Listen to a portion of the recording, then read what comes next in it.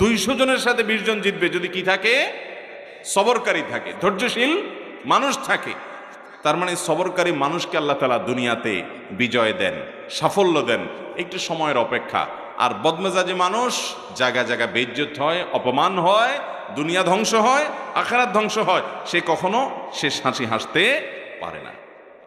দুনিয়াতে যত নবী রাসূল এসেছেন, প্রত্যেক নবী রাসূলকে আল্লাহ তাআলা সবরের পরীক্ষা নিয়েছেন, কঠিন থেকে কঠিন পরীক্ষা নিয়েছেন, আর তারা সবাই সে পরীক্ষা উত্তীর্ণ হয়েছেন। আপনি দেখেন, একেবারে শুরু থেকে দেখবেন আদম আলাইহিসসালামের জীবনে পরীক্ষা ছিল, তিনি সবর করেছেন।